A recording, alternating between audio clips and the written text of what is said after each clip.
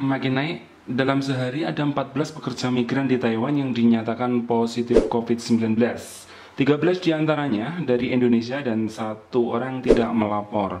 Ada apa dengan Taiwan dan ada apa dengan Hong Kong? Kalau di Taiwan banyak yang positif dari Indonesia, sedangkan di Hong Kong dan Singapura masih adem-adem aja, padahal sama-sama bisa mengirimkan atau saat ini banyak yang berangkat baik ke Hong Kong maupun negara lainnya. Jangan lupa subscribe ya. Oke, kabar terbaru hari ini yaitu perkembangan COVID-19 di Taiwan terus bertambah. Dengan kasus impor yang merajai di mana dalam sehari ini, tanggal 27 hari ini ya, dilaporkan ada 14 kasus baru yang semuanya impor. Berasal dari Indonesia 13 orang.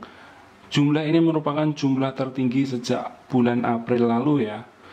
Dengan 14 kasus baru, jumlah total COVID-19 di Taiwan yang dikonfirmasi positif sudah meningkat menjadi 639 kasus ya.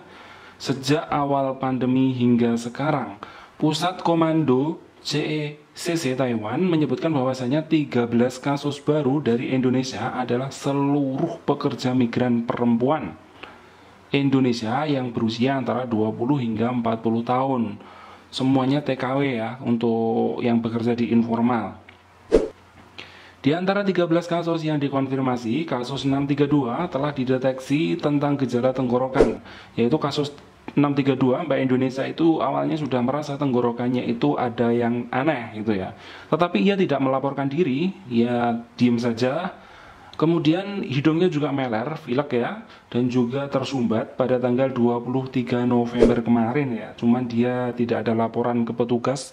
Mungkin ya karena di karantina itu hanya ada bahasa Mandarin dan bahasa Inggris. Kalau mbaknya nggak bisa bahasa Inggris, ya mungkin dia nggak tahu bagaimana membuat laporannya atau checklistnya. Ini yang perlu diperbarui sebenarnya. Nah, harus ada bahasa Indonesianya saat karantina di Taiwan itu. Semoga didengar dan biar perkembangannya bagus harus disediakan tempat atau bahasa ya. 13 orang tersebut diperiksa sebelum masa karantina berakhir dan ditemukan didiagnosis positif. Karena masa karantina penumpang pada penerbangan yang sama dalam kasus tersebut telah berakhir, yaitu penerbangannya udah lama, udah lewat 14 hari. Jadi awak kapal mereka dan sejumlah orang yang bareng pada penerbangan itu tidak ada tanda-tanda COVID, jadi ya tidak perlu lagi pelacakan kontak ya untuk ke-13 kasus ini ya. Pusat Komando juga menyatakan bahwasanya jumlah kasus tertinggi sejak 19 April yaitu hari ini bertambahnya sangat banyak, 14 orang, didominasi oleh TKW asal Indonesia. Nah, pesan penting ini bagi teman-teman sahabat BMI di Taiwan ya. Banyaknya kasus dari Indonesia yang dideteksi di Taiwan itu, sebaiknya kalian kalau ada teman atau saudara atau apapun yang datang ke Taiwan saat ini, itu jangan terburu-buru untuk menemuinya ya. Tunggu 1-2 bulan kemudian nanti baru liburan bareng, bertemu bareng ya. Karena kasusnya seperti ini, 14 hari itu banyak yang nggak hilang virusnya. Bahkan positif setelah karantina itu banyak dari Indonesia. Nah, lalu ada pertanyaan lagi ya, kenapa cuma Taiwan ya yang banyak kasusnya ya? Di Hong Kong aman-aman aja sampai sekarang, nggak begitu besar ya. Padahal yang dikirim ke Hong Kong itu dari Indonesia juga banyak loh sekarang.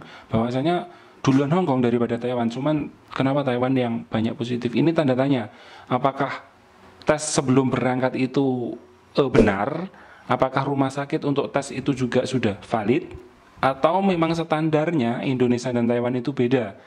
Ini yang perlu diperjelas ya oleh pemerintah Indonesia dan Taiwan. Atau sebaiknya Taiwan mengirimkan perwakilannya ke Indonesia aja ya untuk memeriksa sebelum mereka berangkat. Jadi para mbak-mbak TKW yang berangkat ke Taiwan ini bisa langsung kerja, nggak harus karantina lama-lama terus endingnya positif seperti ini, kan kasihan juga gitu loh.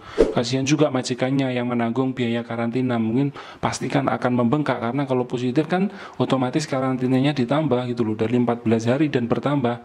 Kasihan juga majikannya kalau semua dibebankan ke majikan dan ternyata yang dari Indonesia kebanyakan positif itu. Pendapatmu gimana guys tentang hal ini? Kok Indonesia bertambah terus ya dari penyumbang terbesar di Taiwan?